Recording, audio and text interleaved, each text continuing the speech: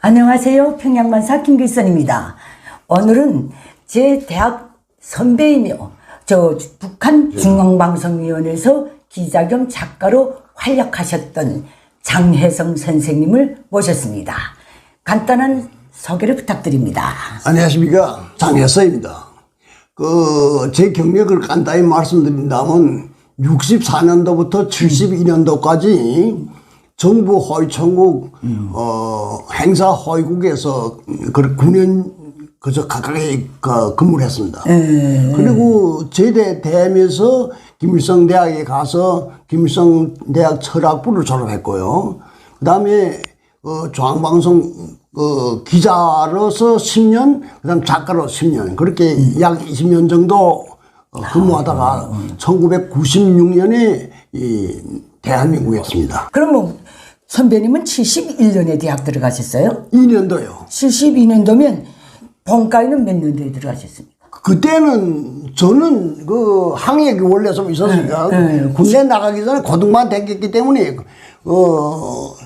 70년도에 전에 본과에 들어가서 76년도에 졸업했어요. 그러니까 선배님은 저보다 딱 한 학년 운에. 아, 그럴까요? 그렇게 되지. 나도 72년도에 들어가서 예비과를 마친 다음에 73년에 본과 들어갔으니까. 그렇게 됐구나. 예, 그러니까 그래서 겨우 앞뒤집이네. 또 하루빛이 다르다고 또 우리 다 대학 신중이들은 대단한 선배지. 그리고 무슨 대단한 선배는 아니고 그래서 겨우 한 학년 우위. 한 학년 우위지만은 선배님의 경력은 두껍잖아.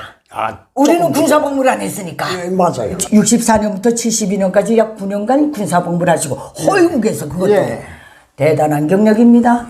허위국은 함부로 못 들어가는 데고 성분도 탕탕 택해서 받는 부대인데 제가 듣기로는 선배님이 아버님께서 6.25 전쟁 참전자라고 들었거든요. 맞습니다. 북한 인민군이 글쎄 남한에 쳐나왔던 건 사실이고요.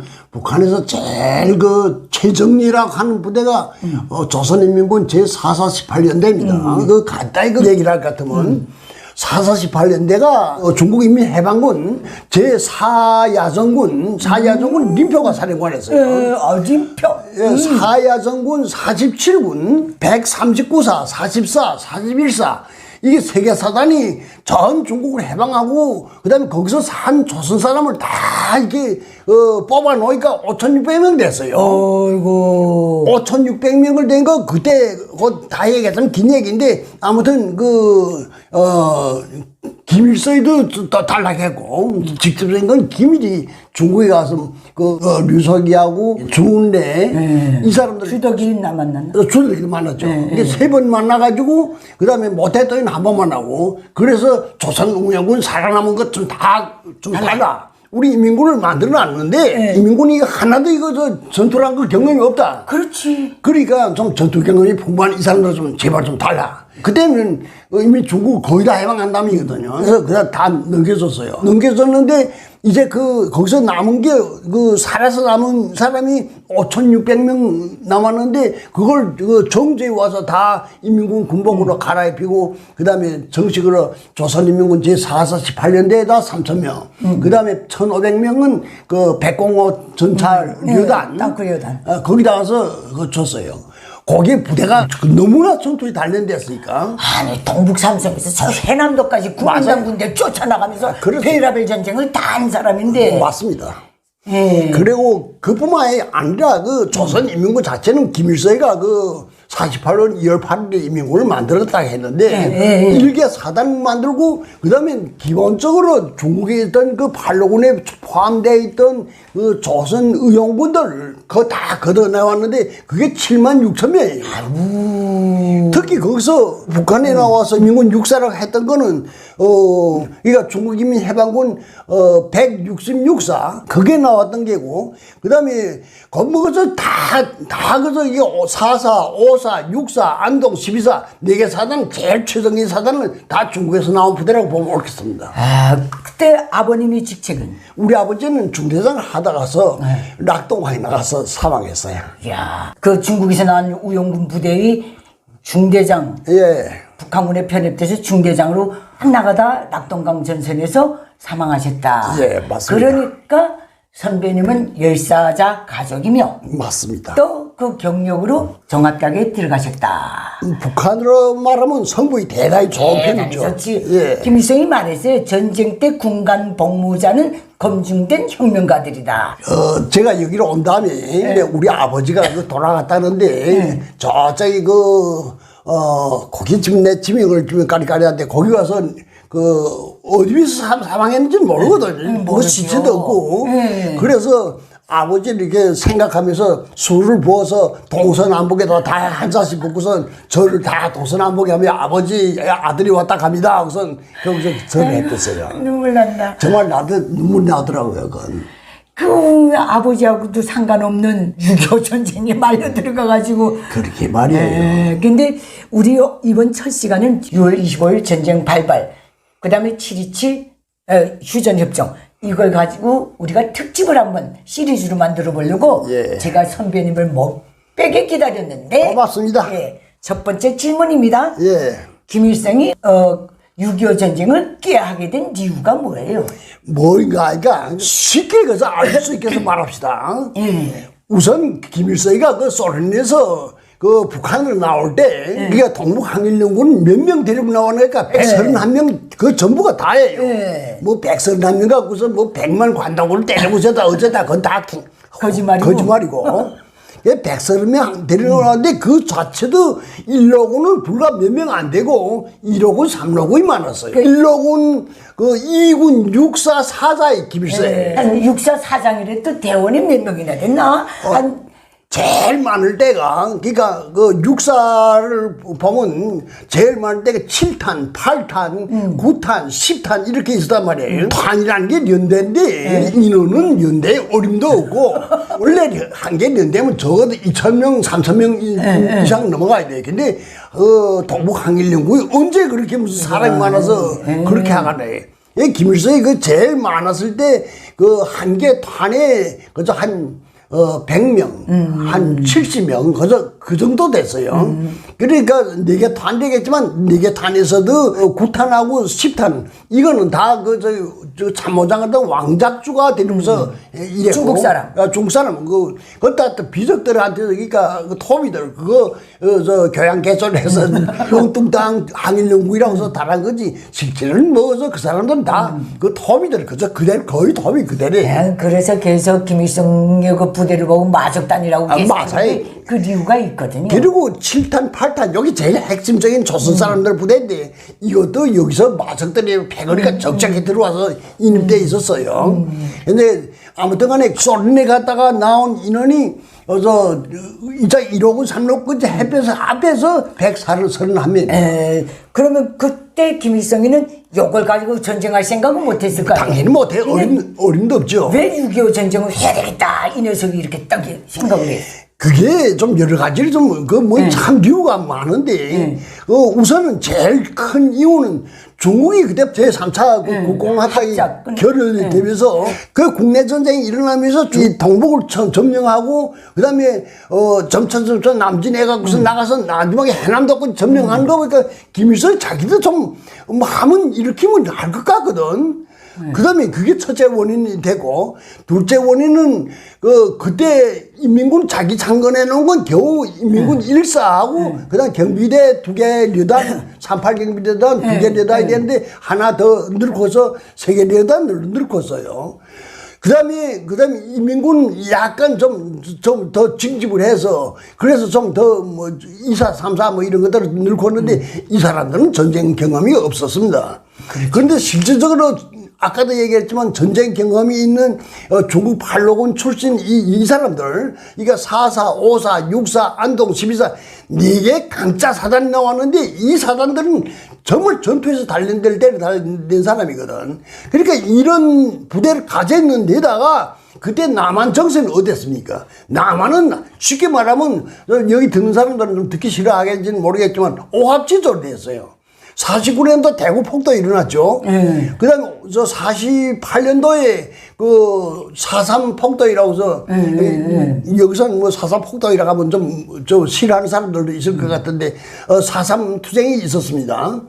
그 다음에 고해 10월 달에 류수 군인폭도 있었어요. 네, 맞아요. 그러니까 이게 지금 남한이 지금 계속 이렇게 그저 지금 자기들로 단합이 못 되고 아주 불안정했죠. 거기에 그 북한에 들어온 사람들이 얘기를 들어보니까 좀 지식인이라는 사람들이 그때 한 70% 80%가 좌파됐대요. 저게 동아일보가 46년도에 그 여론조사한 거 보니까 사회주의를 지지하는 게 60몇 %더라. 그렇게 될게 그 후에 47년도 48년도 좀 더 많았을 거예요. 많았겠죠. 그러니까 이 김일성이 채 나가면 먹을 것 같거든. 근데 그 김일성이 늘 얘기를 하는 게 그 박헌영이가 쳐나가기만 하면 남조선 그 노동자들 환영한다고. 100만이 들고 일어난다. 그렇게 했는데 실제 그거는 그 48년도 전에 이 얘기예요. 그리고 김일성이가 스탈린한테 가서 좀 전쟁 이렇게 좀 해달라. 소위 바르게 되게 빌 때 김일성이가 그 박헌영이 보고서 나가기만 하면 그렇게 100만이 들고 일어나는가? 그러니까 아니다. 지금은 다 감옥에 들어가 있다. 박헌영이가 분명히 얘기를 했습니다. 그런데 김일성이가 계속 채 나가기만 하면 뭐 틀림없이 이제 중국에서 인민해방국이 나왔으니까 짱짱한 전투 사단들이 들어왔고. 그러니까 치면 이길 것 같거든. 그래서 스탈린을 보고서 소위 바르게 빌리면서 좀 치게 해달라. 이게 스탈린도 처음에 동의 안 했어요. 안 했죠. 예. 안 했죠. 스탈린 특히 그 미군이 무서워서 미군이 직접적으로 들어오기만 미군의 힘에 대해서는 알거든 스탈린도. 그래서 못한다 했는데 그다음에 못했더한테 와서 못했더니 만약 남조선이 먼저 쳐들어온다면 그때는 내밀라. 그런데 너네 먼저 밀지 말라. 그게 못했더니 말이에요. 그런데 김일성이가 또 다시 50년도 총각 그때 그 스탈린한테 가서 다시 이렇게 해달라. 나 우리 얼마든지 이길 수 있다. 저걸 손가락 잡고 쉽게 이길 수 있다. 그러니까 그때 스탈린이 생각한 게 이렇게 해가지고서 잘 하기만 하면 이 동아시아 말하자면 이쪽도 다 사회주의 계열로 만들 수 있을 것 같고 거기다 더 액션 라인이라고 했습니다. 액션 라인에 이 남한은 포함 안 됐단 말이에요. 그러니까 남한은 쳐도 미군이 가만히 있을 것 같거든. 그러니까 쳐라. 그래고 그 다음에 스탈린이 손 들어준 바람에 모태또이한테 와서 이렇게 스탈린하고 이미 다 이렇게 토의되는데 좀 치게 해달라. 그러니까 모태또는 사실 중국 사람들 말인데 그래도 마치 못해서 손 들었다고 그러는데 너 칠렙 치라. 우리가 너네 바쁘기만 하면 좀 도와주겠다. 그렇게 했는데 거기 소련 군대가 항공 한 개 사단을 후원해 주겠다 했는데 그건 소련한테 잘라본 것 같아요. 요거는 김일성의 말입니다. 왜 그때 6.25 전쟁을 결심하게 됐는가? 그러니까 우리가 산에서 내려올 때 조국 개선할 때 반토막 난 조국을 향해서 내려오지 않았다. 남조선까지 다 해야 된다. 여기에 정치적 명분 하나고 6.25 전쟁을 전후해서 그때는 소련하고 미군하고 2차 대전 무슨 협정에 따라서 다 철수한 상태거든요. 예, 그렇죠. 대한민국에서도 철수해서 번대가 다 일본으로 들어가고 맞습니다. 소련 군대도 거의 철수하고. 예. 그러니까 이게 미군이 철수한 상황이다. 군사 고문단만 있었대요. 다 야전 철망치고 생활을 했대요. 그러니까 이게 미군이 이제 번대가 나갔다. 그래서 치면 될 것 같다. 남조선의 자본주의 체제가 정착하기 전에 빨리 해야지 이게 될 것 같아. 맞습니다. 자기는 이렇게 생각했다 그러더라고요. 예. 근데 그건 김일성의 말이고 김일성이 원래 불장난하기 좋아하는 사람이다 보니까 또 이 남한을 먹으면 침은 쉽게 먹을 수 있을 것 같으니까 그렇게 했는데 김일성의 판단 착오예요. 그러니까 결국은 그때부터 대한민국을 자유민주주의 체제가 정착하기 전에 빨리 수복해가지고 미군이 잠깐 나간 기간에 그래가지고 한반도를 공산화하려고 그렇게 했는데 그게 좌절이 됐죠. 당연하죠. 얼마나 다행입니까? 우리한테. 다행이죠. 근데 김일성이가 말에 의하면 49년도에도 50년대 초에도 소련을 뛰어갔대요. 예. 이거 승인해달라고. 예. 박헌영과 같이 계속 되겠어요. 계속 타는데 소련으로부터 그때 비행기 항공 지원권하고 장청 10만 종 지원을 약속받았다는 거예요. 아직도 쪽 10만 종. 그때 소련으로부터 땅크 36대를 지원받았대요. 저는 38대인가를 알고 있는데, 뭐, 6대나 8대나. 어쨌든 여기 대한민국 사람들은 6.25 전쟁 사볼 때 북한 탱크가 100개 뭐 몇백 개 되는 걸로 아는데 그건 그건 아닙니다. 절대로 아니고 예. 36대 탱크를 가지고 유경수 사단을 모으거든요. 처음에 여단으로 만들다가 서울을 그 점령한 다음에 사단으로 됐죠. 불었죠. 그 김일성이가 6.25 전쟁을 이렇게 결심하고 내밀 때 36대 탱크 중에 2대를 남겨놓고 최고 사령부 예비대 해가지고 36대를 가지고 공격을 시작했다는 거예요. 요건 그 북한 자료에 딱 있더라고요. 그게 맞겠습니다. 36대를 갖고 일단 밀고 내려갔는데 대전까지 가니까 다 파괴되고 2대가 살아남았다나 그 다음부터는 알몸으로 뛰며 나갔다 그러더라고요. 그러니까 김일성이가 6.25 전쟁을 일으킨 동기는 그때도 오늘도 내일도 대남 적화 통일 야망을 위해서 나갔다는 거예요. 그럼 그건 김일성이 이미 죽은 사람이니까 말하지, 그 사람은 철두철미 그 머릿속에는 그저 대남 적화 통일밖에 없지. 어디 남한하고 실질적으로 같은 동족끼리 마주 앉아서 손잡고서 좀 합의를 해서 통일할 그런 생각은 애초에 꼽을 만큼도 없던 사람이에요. 그때 김구랑 올라갔을 때 연정을 해가지고 어떻게 그 평화적 방법으로 도합을 할 수도 있는데 그건 김일성하고는 말이 되질 않는 해서도 소리예요. 안 되고 할 수도 없는 거고 할 수 없는 공산주의자들하고는 마주 앉는 것 자체가 괜한 짓이라고 생각돼요. 그러면 이 6.25 전쟁을 깨하고 그 다음에 6.25 전쟁에서 김일성이 주력 부대 카드는 중국에서 나온 우영군 부대들이다 이렇게 보면 되겠네요. 맞죠. 그 실질적으로 제일 핵심적인 역할을 했으니까. 낙동강까지 밀고 나와서 끝까지 백골 부대에 모여 국군 따라 나온 거는 그 중국에서 나온 부대들이라고 다 그랬거든요. 맞습니다. 근데 그 후에 김일성이는 그 부대를 다 정파로 몰아서 우리 시정이 할아버지가 중국에서 나온 어느 사단에 검찰소장을 했어요. 저게 저작선 집에도 나와요. 뭐라고 그 검찰소장 하면서 무슨 정파를 했다고 그래서 이렇게 제거됐거든요.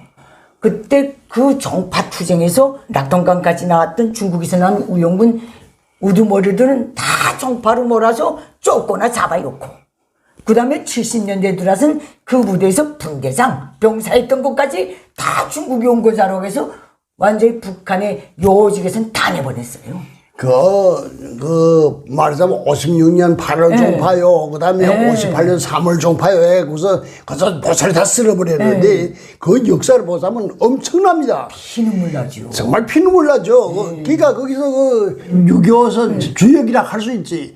군단이 2개 군단을 편성이 됐습니다. 나올 때. 그러니까 1군단은 김웅이라는 사람은 원래 그 신사군에서 거기서 지대장을 하던 사람이에요. 신사군하고 팔라군하고 두 개 군대가 있었는데 신사군에서 지대장을 하던 사람인데 이 사람을 후에 조선의용군이라는 걸 42년도에 만들어놨는데 조선의용군을 만들면서 거기서 사령관은 무서이 했어요. 그래서 그때 이 작은 용 팔라군에서 기본적으로 조선의용군을 모았으니까 신사군에서 그 사람은 후에 이 동북으로 나올 때 조선의용군 사령관이 돼갖고서 나머지 사람 300명이에요. 300명을 데리고 나와서 이 동화 쪽에 와서 부대를 넣고 가지고서 그 부대가 말하자면 저 이홍화의 지대 제1지대를 만들었는데 그 제11지대까지만 나왔댔어요.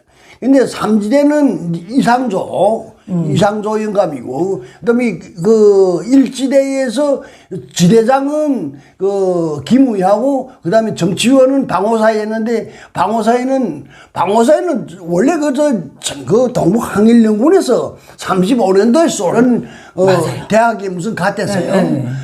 동방대학인지 그거 가서 졸업했는데 다시 이쪽에 그 동북으로 나오지 못하겠으니까 저쪽 신강을 해서 그 연안에 갔던 사람이에요.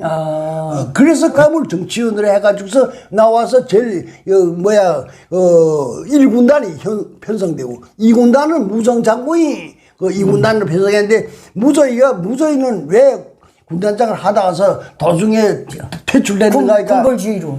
군벌주의가 아니에요. 기본의 핵심은 김일성이가 지금 낙동강에 나갔는데 낙동강에 나가서 한 달 됐거든. 한 달 됐는데 계속 밀고 당기고 왔는데 김일성이 보고서 그 무서이가 뭐라고 얘기했는데 이거 이렇게 하면 안 된다. 언젠가는 지금 중국도 그러면 어떡하라고 그런가.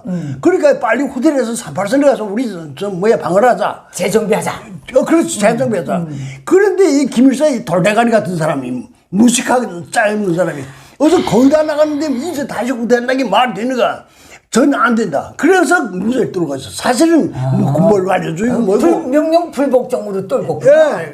그러고서 거기서 떨고서 그다음 거기다 정말 깡무식죄인 최여일 이군단장을 올렸는데 최여일한 게 가짜 뒷다리 도 모르는 사람이에요. 그 사인할 줄도 모르는 사람이요. 맞아요. 그러니까 이제 이 전쟁에서 김일성이는 제가 키운 무력도 아닌 중국 공산당에서 중국 해방에서 했던 기라성 같은 그 인물들, 박모산이들 동방대학 나와서는 그때 대학이 뭐래요? 그럼요.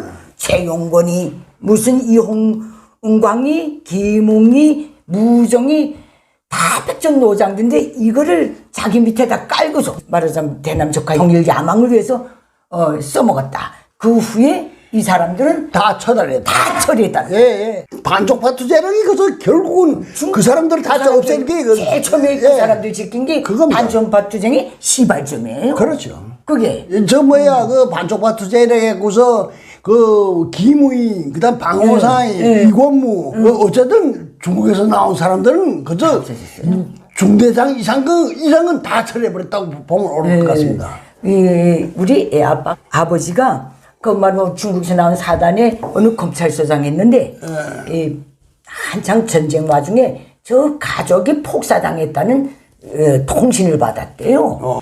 그러니까 홀로가 됐잖아요. 그때 우리 시어머니는 그 사단의 검찰서에서 최고사령부 연락관을 했대요. 그때 여자로서 한 줄에 두 알 달고 전쟁 참가한 거는 손가락에 꼽을 정도거든. 그래갔지. 처녀로서 그렇게 하다 내가 야전 상태에서 서로 결혼을 한 거예요. 전쟁 와중에. 그래가지고 야전에서 결혼 생활하다가 결혼 등록도 못하고 임신하다 나니까 그 제대돼가지고 그때 애를 어디서 낳을 수가 없잖아요. 한반도는 옹땅 전쟁판이니까 중국으로 들어간 거예요. 중국 그 연안에서 나온 분이니까 들어가서 제 아빠를 낳고 전쟁 다 끝난 다음에 좀 54년도인가 두 조건 나왔대. 제 아빠를. 나와서 그 다음에 찾아가 보니까 가족이 폭사하긴 뭘 폭사해. 버렇게 다 살아있더래요. 그러다 나니까 시어머니가 너무 뚜껑 열려가지고 다시 없고 대비 없고 중국으로 들어간 거예요. 그 종파를 때려 맞을 때 제 아빠는 거기서 뇌가 된 거예요. 용량관계를 따지다 나니까. 거기다 또 제 외삼촌이요 뭐 이거 몽땅 항일연금 빨치산하다가 다 죽은 사람이니까. 그리고 우리 시할머니가 화현 삼원포 거기 출신인데 김일성이가 20년대 총각 거기 한번 왔댔대요. 네, 맞습니다. 왔는데 그 우리 시할머니네 집에서 밥 한 끼 얻어먹고 잠을 한 잠 잤대. 하룻밤. 그래서 그 시할머니가 그 김일성이 한 끼 먹이고 하룻밤 잤다는 그 공로로 해가지고 열사대오를 만땅같이 받다가 갔어.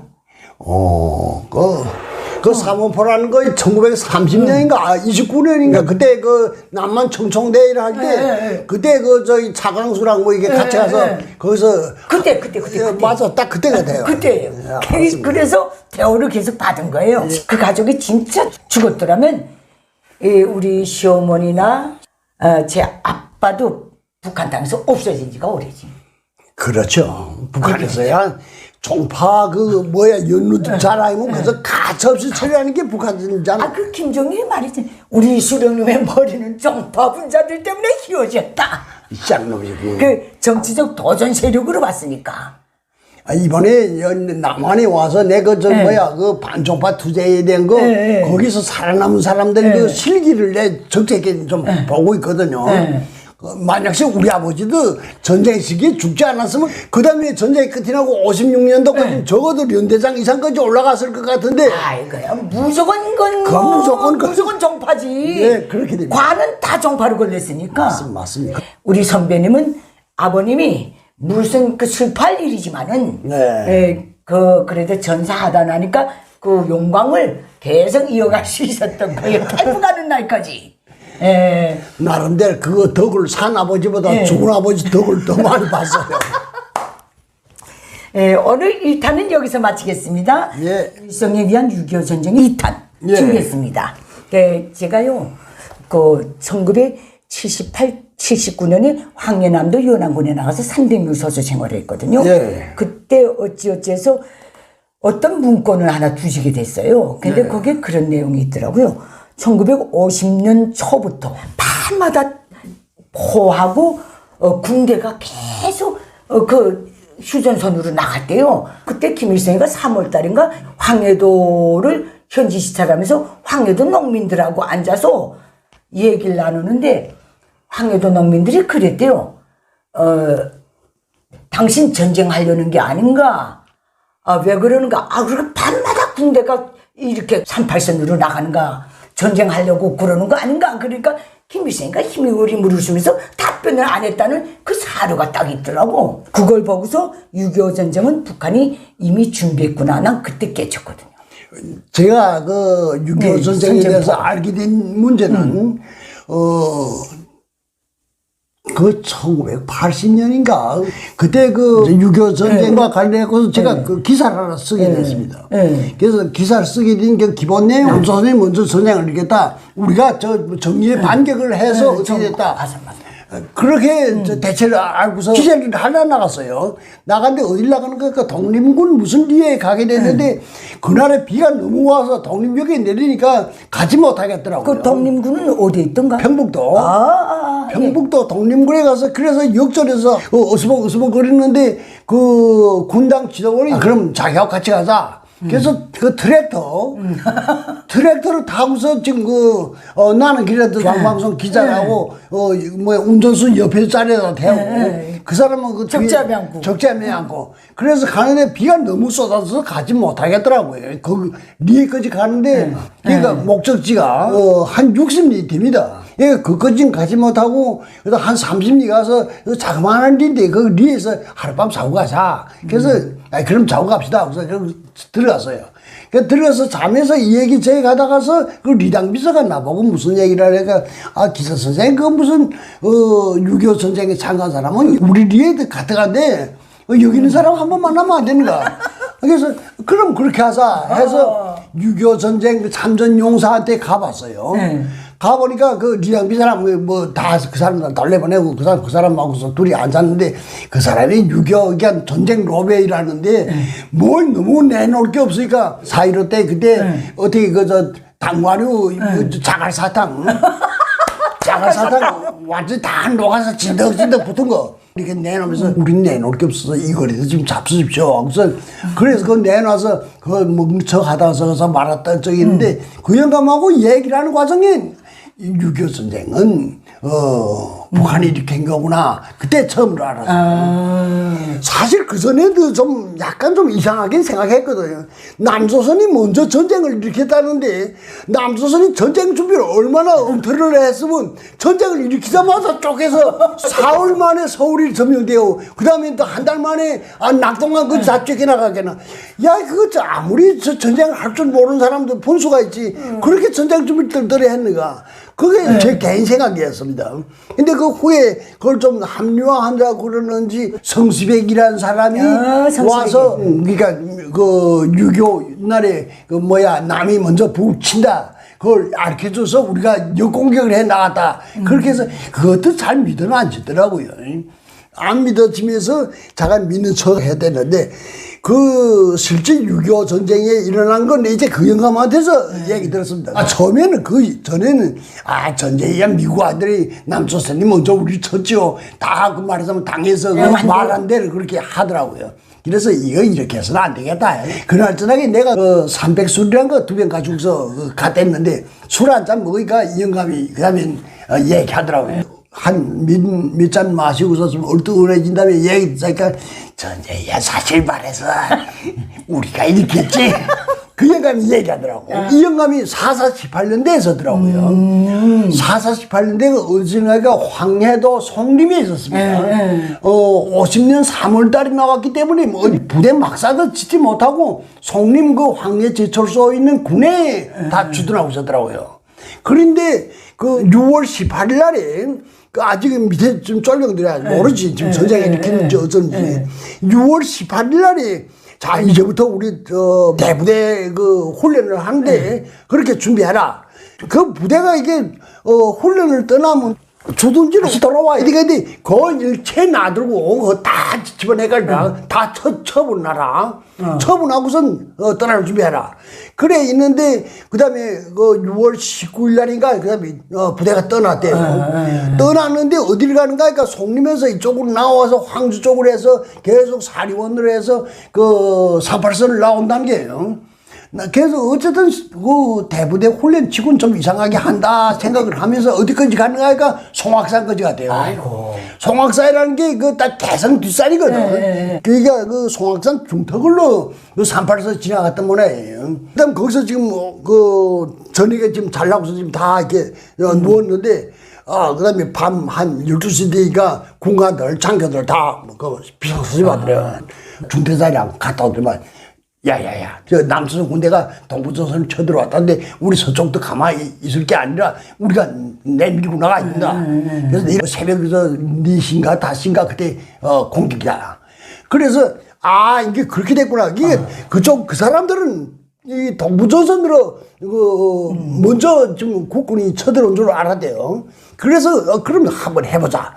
그 새벽 5시인가 되니까 뭐 돌격나 뭐 떼떼떼떼 부르는 바람에 그다음 돌격 내려갔대. 내려갔는데 그 송악산 밑에 거기 마늘대잖아요. 마늘대 거기에 국군이 한 개 대대가 좀 수경하고 있었는데 이 대대가 다 정신없이 자더라는 게야. 보초병을 어디를 가버렸는지 없고 그냥 그 자는 거 한창 들여다보다서 그 자기는 생각이 좀 이상하더라고. 이 전쟁을 일으켰기 때문에 전년에 있는 한계 대대는 다 잠재워놓고서 저 동부조선이 쳐들어왔단 말이야.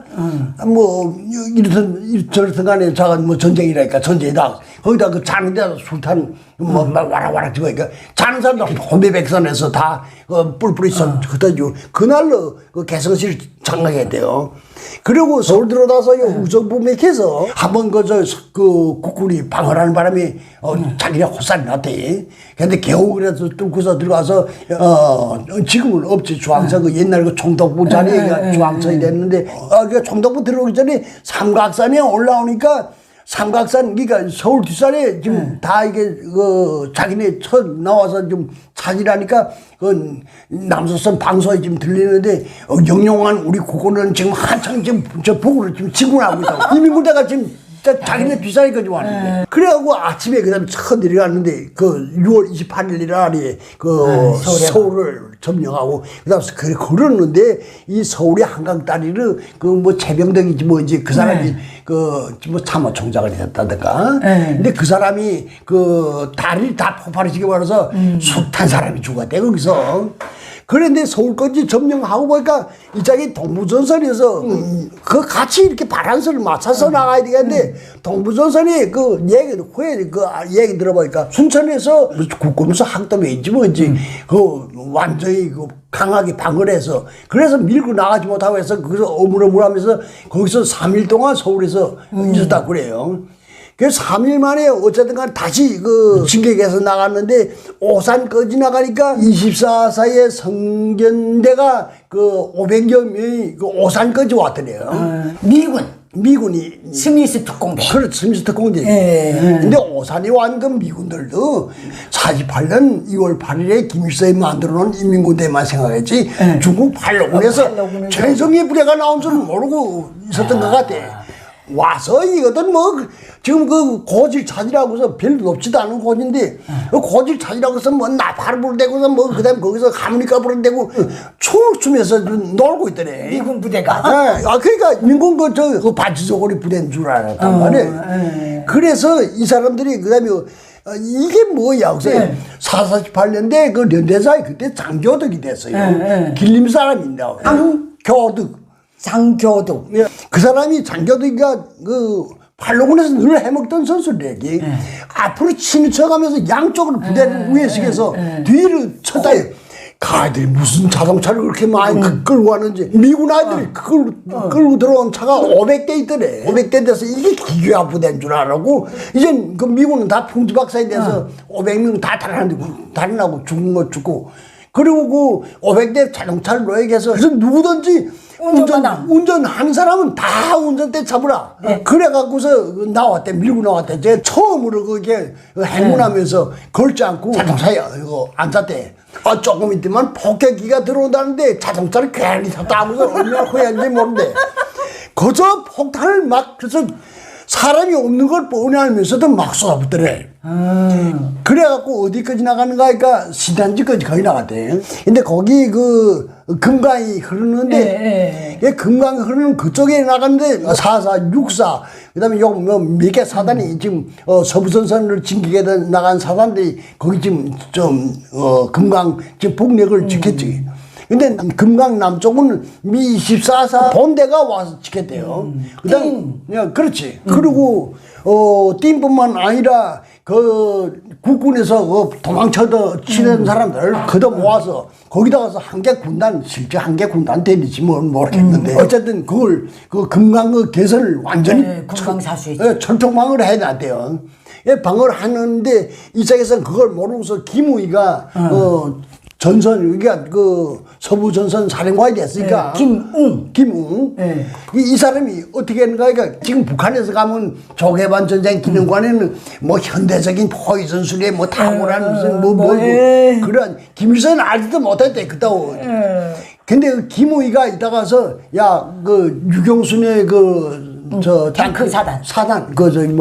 우리 내렸으면 건너가겠는데 어디에 가서 좀 얕은가 좀 정찰해봐라. 그래서 안순학이 중대자예요. 안순학이 비롯해서 탱크를 석 대를 그 금강이 어디 얕은가에서 건너가려고 좀 정찰이 나가거든. 나갔는데 지금 정찰을 했지. 하고서 그다음 보니까 안개가 너무 세포였기 때문에 동서남북이 어디든지 분간할 수 없게 됐단 말이에요. 그래서 지금 다시 돌아오려고 왔다 갔다 하다 보니까 길이 져버려서 지금 대서 시내에 들어갔단 말이에요. 맞아요. 대서 시내에 들어가서 지금 대서 시내인지도 뭔지도 모르고 들어가서 보니까 앞에 국군이 왔다 갔다 하고 미군이 왔다 갔다 하고 이게 뭐야 하면서 거기다 가서 아무데나 동서남북에 가서 제 본데 다 쏴파는 거 치단 말이에요. 쏘니까 저기 전년에 나와 있던 국군하고 미군한테는 이게 소문이 어떻게 나는가. 그러니까 이제 지금 인민군대가 지금 대전 시내에 들어와서 분주탄 피우고 있다. 그러니까 여기서 지금 오물오물하다 다 죽는다. 그래서 총도 제대로 못 쏴보고 후퇴하기 시작했다니에요. 후퇴하기 시작했는데 그때 4.4, 18년대 연대자의 장교덕이라고 했잖아요. 이 장교덕이라는 사람이 거기서 1대대하고 3대대를 두 개 대대 떼서 이자기 대구 나가는 길하고 이자기 목포 쪽으로 나가는 길을 막았단 말이에요. 나가 차단하고 있는데 그다음에 여기 지금 대전 시내에 가까이 있던 국군하고 미군이 그저 제일 뿔뿔이 전대랑은 사기가 기본인데 사기가 기본이죠. 사기가 다 이렇게 되는데 완전 콩가루 집어야 됐지. 그래서 그다음에 막 도망쳐 나오는 부대가 무슨 귤이 있고 저는 그러게. 그래서 거기서 나오는 거서 막 기관총으로 쏘고 그래서 거의 많이 죽였다고 그래요. 그래가지고 이 대전 해방은 아주 쉽게 했다는 거지.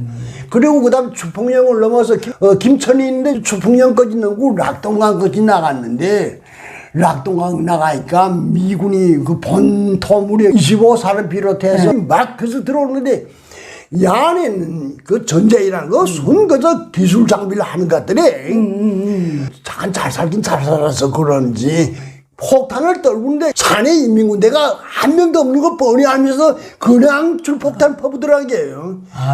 그런데 인민군대는 락동강까지 나갔죠. 나갔는데 줄폭탄을 들이퍼보는데 인민군대는 비행기라는 게 한 대도 없고 포란 것도 박격포 그따위밖에 없고 평사포라든가 중포 이런 건 하나도 없는 상태거든. 그래가지고 낙동강 건너갔다가도 폭격한 다음 또 도망쳐서 들어오고. 그리고 저녁엔 또 나간대. 그 주민들이 다 이미 그 가면서 집들을 다 뱉더래요. 그 집이 빈 거, 그, 가짜 규택에 나와서, 밧줄을 이렇게 묶어서 확, 당겨서, 그 집을 허물어서는 그 집을 떼목을 묶어서, 건너갔다는 게요. 그 건너가는데, 아침만 되기만 하면 비행기가 들이닥치는데, 그걸 견딜 수가 없지. 너무 폭격을 들이대서. 근데 폭격을 들이대면서, 그 낙동강을 이렇게 헤엄쳐서 건너오는데, 건너오다가서 누군가 노래를 부르면 야, 저 새끼 죽는구나 생각하는데 사람이 총에 맞으면 그렇게 기분이 좋다니. 피가 빠져나가는 게. 그래서 자기도 모르게 노래를 부른다기야. 무슨 노래도 무슨 혁명적인 노래는 모르겠는데 뭐 도라지 야, 저 새끼 죽는구나. 종꼴이다 꼬르륵 하고서 죽는다는 거야. 그렇게 해서 죽은 사람이 엄청나다. 그래서 계속 밀고 당기고 거기 가서 7월 말에 낙동강에 나갔는데 8월 말 그때 김일성이 도깨비 같은 사람이 좀 생각해 보세요. 그쯤 되면 무저히 말을 듣고서 들어와서 38선에 와서 방어를 하든지 저 군사에 대해서는 제 산에서 싸웠다는 게 손 비석지나 했지 어디에 그렇게 정규전이야 해본 적이 있는가요? 그래서 그다음에 무저히를 체내에 깔리고 가짜 뒷다리도 모르는 최여일을 이군 단장을 가지고 떡 올려놓고서 그러는데 저 인천에서는 미군이 상륙작전이 있었는데 그 상륙작전은 여기서는 그저 9월 15일 날 하루를 보더라고요. 그러니까 내가 생각하거든 북한에서는 9월 13일 날부터 상륙작전 시작됐다고 보는데 13일, 14일은 다 막아내고 15일 날 끝내 막아내지 못해서 상륙했다. 그렇게 얘기했는데 13일, 14일에는 선견부대, 정찰특공대 같은 게 이래 좀 왔다 가서 구축하면 한 2대 좀 가지고 왔다 가서 뭐 그럴 것 같아요.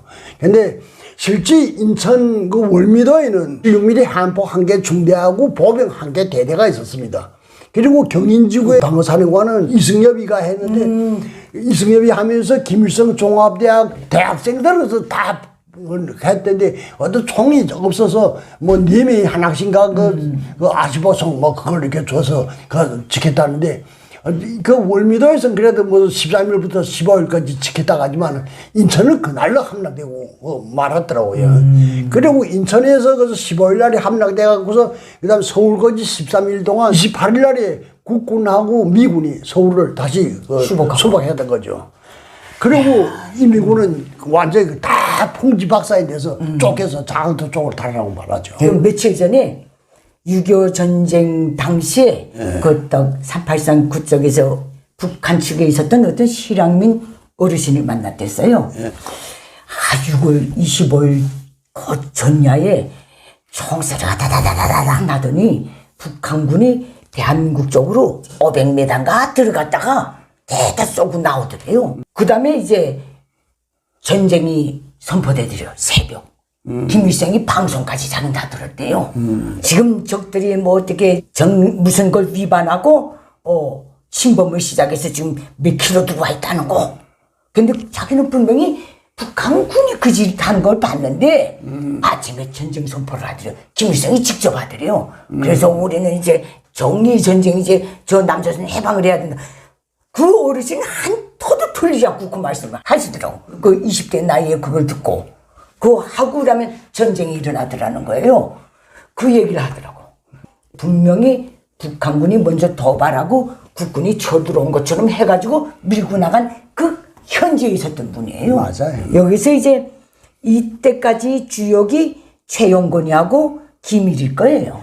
당연히. 그때 당시. 네. 근데 그때 김일성이가 저 후에 당중앙 군사기를 명령총화 회의할 때마다 최용건을 까댔어요. 6.25 전쟁 때 최용건이 서울 한나간 다음에 한시도 쉬지 말고 빨리 미국을 나가서 미군이 붙기 전에 전국토를 수호하고 해안 방문을 하면 이건 뭐고는 당상인데 최용건이가 그 말을 안 들었다는 거예요. 자기는 눈에 흙이 들어가도 최용건이 못 있겠다는 거예요. 너무 증오스러워서. 근데 최용건이도 그 군장 하던 사람 아니에요. 그럼. 김일성 따위가 이 작전하고는 대비도 안 되는데. 그렇지. 최용건이는 그때 그것도 전쟁이라고 1950년 초부터 그 모든 작전 부서들이 잠을 못 잤다는 거예요. 그랬을 거야. 말하자면 그 병참 그 후보지들 확보 이거 잠을 한 잠도 못 자고 서울에 너무 쉽게 함락되니까 떡 들어가자마자 그 모든 사령부가 북한군 사령부가 그날부터 꼭 그러졌다는 거예요. 밤에 술 먹고 또 자고 아침에 해장술 먹고 3일을 지었는데 거긴 플러스 동부전선에서의 이 국군의 강력한 저항이 반란수를 못 맞춰서 그렇게 나갔는데 김일성이는 그걸 악의적으로 아침 저녁으로 연락병을 보냈대요. 김일성은 그런 사람이야. 네. 닭달질했는데 정말 거기서 3일을 지어나다 나니 떠나가다 오산에 가니까 벌써 미군이 들어와 있더라는 거예요. 그 자기는 이 6.25 전쟁을 망친 장본인이 최용곤이라는 거예요. 자기 해방전쟁을. 어째 저를 일으키지 말았어야 될 전쟁이지. 근데 제가 이렇게 놓고는 최용곤이한테 다 뒤집어 씌웠어요. 그 다음에 김일에 대해서 또 까대는 거예요. 김일인 빠지산 때 무슨 정치 계열 출신으로 난 알고 있는데. 맞아요. 맞죠? 8년대 정치원이에요. 네. 근데 김일이는 온 전선이 다 낙동강에 들어가 딱 짱박혀 있을 때 미군이 다시 이쪽으로 상륙하고 할 때 서울 무슨 방어사령관으로 임명했댔다나 자기가 김일이를. 근데 김일이는 그야말로 사무쟁이 정치일꾼답게 김일성이 말입니다. 서울에 나가서 골동품만 찾아다녔다는 거예요. 거짓말이야. 글쎄. 그러면서 김일을 까댔어요. 그 다음에 이제 함락돼서 들어올 때 김일을 적격 해임하고 김책을 전선사령관으로 임명해 내보내면서 수습을 하도록 했다. 뭐 이런 식으로 또 그거 까더라고요. 네. 여기서 또 쉬다가 다음 시리즈로 나갑시다. 예. 3탄을 준비합니다. 김일성이는 낙동강까지 나갔다가 밀려 올라간 걸 소위 전략적 후퇴라고 해요. 더 완벽한 승리를 위해서 후퇴했다. 전략적인 후퇴가 아니라 또 쉽게 말하면 쫓겨서 들어간 거죠. 쫓겨 들어갔죠. 소위 전략적 후퇴 과정에 일어났던 그 모든 사건들 우리가 알고 있는 것. 후퇴에 들어가서 그 다음에 장진호반에서 유엔군을 완전히 포위됐잖아요. 그 중국이 나와가지고. 그렇죠. 장진호반 전투에 대해서 물어보는 분들도 있더라고요. 예. 근데 나는 사료로만 봤지 구체적으로 선배님처럼 모르거든요. 특히 북한군이 쫓겨 올라가서 들어오는 패잔부인들 몽땅 무어가지고 중국에 다시 들어가서 재편성하고 나오는 과정. 그 얘기라서 하면 그것도 역시 긴 얘기인데요. 짧게 얘기합시다. 그러니까 그 후퇴를 하게 된 거는 그 인민군대가 50년 8월 31일에 최후 공격이라 해가지고서 전전선에서 공격을 했는데 원래 공격이라면 그 한쪽에 있는 부대를 방어를 시켜놓고 거기서 많은 인원을 차출해서 다른 전선에 가서 그 집중해가지고 하는 게 그 공격입니다. 근데 그때는 이미 인민군대가 그럴 형편도 못했어요. 더금 너도 없이 거기까지 나가다 나니까. 그런데다가 더구나 인민군대가 총 진격에 나간 게 그래서 한 10만 나갔는데 그 낙동강 좌안에 그 배치된 그 국군하고 미군이 10만 거의 1대1로 지금 들어왔단 말이에요. 그런데 그 미군과 그 다음에 국군이 무장 장비는 민군대에 비해서 말할 수도 없이 제공권을 다 가져가. 제공권 다 해상권을 다 가져가. 그 융단 폭격이라는 게 그때 나왔단 말입니다. 가장 미군이 무지하게 그 폭격하더래요. 폭격하는데 그래도 그 김일성이 이 무지막지한 인간은 최후 공격하라 해서 31일 날에 최후 공격을 했는데 육산 구체적으로 마산 그까지 나갔대요. 방어사이가 사단장을 했는데 나가서 공격하려니까 미군이 딱 좌표를 정해놓고서 들이포사격을 하는데 거기서 대대 한 절반 사망했대요. 그러니까 공격할 부대가 있어야 공격할 게 아니에요. 그래서 마산까지 뒷산까지 갔다 가서 내 공격을 못하고 거기서 한 달 동안 어물거리다 가서 결국은 미군이 인천 상륙작전을 하면서 그래서 중가운데 잘려갖고 저 앞에 나갔던 건 사실 다 포위된 상태거든요. 그렇죠. 국토 포위가 돼버렸으니까 완전히. 그때 미군이 만약시 그 38선을 막은 상태에서 그 안에 가까이 있었던 그 인민군대를 섬멸하자면 순식간에 섬멸할 수 있었을 겁니다. 그런데 그게 아니고 국군이 먼저 38선을 넘어서 북한 쪽을 쳐들어가기 시작했거든요. 그래서 어쩔 수 없이 미군도 그 국군 뒤를 따라서 북한을 쳐들어가게 됐단 말입니다. 근데 이와 관련해서 북한 내부에서는 대혼란이 일어났어요. 이미 그 많이 그 얘기를 되고 있었지만은 북한 신천 학살 사건이라고 지금도 가기만 하면 신천 원래 그 군당 청사인데 그걸 지금 다 사석관들을 만들어 놓고서 그렇게 됐는데 40일 동안에 죽은 사람이 전체 인구의 3분의 1인 35,854명인가 죽었다. 와, 어떻게 그렇게 머리가 좋습니까? 근데 거기 취재를 아마 한 서너 번 했습니다. 처음에는 그걸 다 진짜를 들었거든요. 아, 정말 미군이 들어와서 그렇게 많은 사람을 죽였는가. 그런데 취재를 자꾸 이렇게 여러 번 하면서 보니까 거기서 실제 있었던 영감 많아서 구체적인 얘기 들었는데 미군은 자기는 보지도 못하대요. 한 번도 보지 못해. 뭐 해리슨이 좀 해리슨 총리가 일개 총리가 그런 대학살을 어떻게 말도 안 되는 소리 하지 마시려고 그랬어요. 그때 10월 13일 날인가 국군이 들어왔대요. 근데 10월 10일 날인가 거기서 신천 시내에서 무장폭도 일어나더라고요. 근데 무장폭도 일어나게 된 계기가 참 중요한데 그 인민군대가 호텔을 한다 하니까 그 군안전부에서 말하자면 살생부 명단을 작성했습니다. 후퇴하기 전에 죽이고 올라가요. 이거 놔뒀다가는 이제 국군이 들어오기만 하면 틀림없이 그 반동 쪽에 설 사람들 그런 사람들을 이미 그 살생부 명단을 만들어 갖고 죽였어요. 죽였는데 근데 이게 어떻게 소문이 금방 퍼졌단 말이에요. 전쟁 와중이니까 뭐. 그렇죠. 그래서 지금 살생부 명단을 만들어 갖고서 지금 막 죽이고 있다. 소문이 쫙 나가니까 그 신선 사람들 다 무엇입니까? 날 와서 죽이라고서 그렇게 하는 거예요. 내가 가서 얘기 들은 거는 신천 중학교 체육 선생이 신천 그 지구 치안대 대장 했다고 그러던데 뭐 다른 말 들어보면 또 다른 사람이 했다는 얘기도 있습니다. 그래서 그다음 이 사람들이 무장을 들기 시작했는데 또 한편은 어떤 일이 있었는가 하니까 여기서 그 후퇴하게 되니까 인민군대를 초월해서 가는 사람들이 재령역전에서 400명인가 그렇게 기차를 다 단체로 야 우리가 무슨 가다 김일성이 대포밥이 되겠냐 총을 돌리자 그래가지고 그 사람들이 또 돌아서고 또 신천에서도 살생부 명단에 올랐던 사람들이 치안대를 조직했단 말이에요.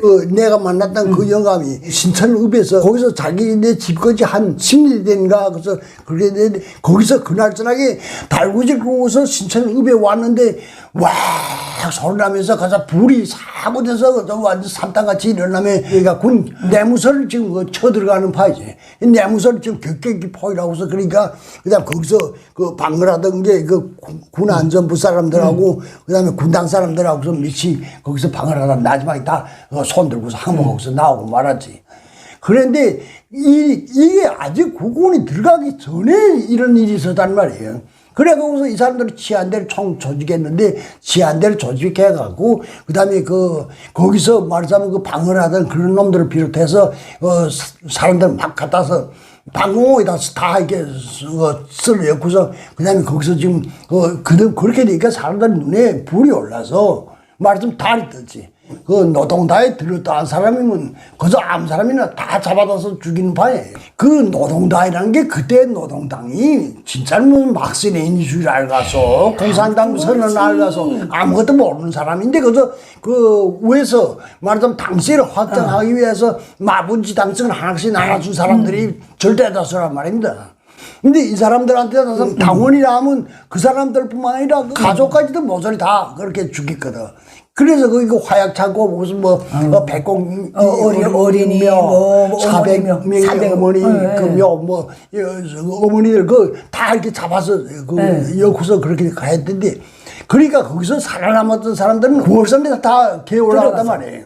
9월산에 올라갔는데 그래서 한때 9월산에 올라갔던 사람이 3만 명까지 됐어요. 아이고. 그렇게 굉장히 많아되지. 그러다가서 중국인민 지원군이 다시 그 재밌게 나온다니까 이번엔 박관해서 그다음에 그 9월산에 올라가 있던 사람들은 내려오면서 시한대라고 했던 사람은 이건 시한대 뭐 정말 그 창고지기를 뭐 보초나 한 막대기 지고 서 있던 사람들 다 죽였다. 그런 사람을 다 죽이나. 원래 공산당 그 복수라는 게 무섭지 않습니까?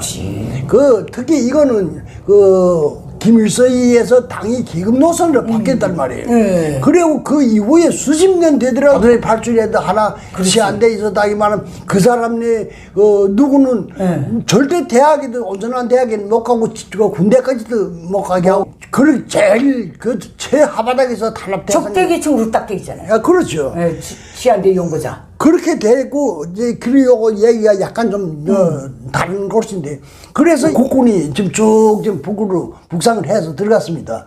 들어가다 미 시군이 숙천인가 그쪽에서 다 이렇게 그 배를 다 다시 돌려서 동해안 쪽으로서 흥남에 가서 상륙했거든요.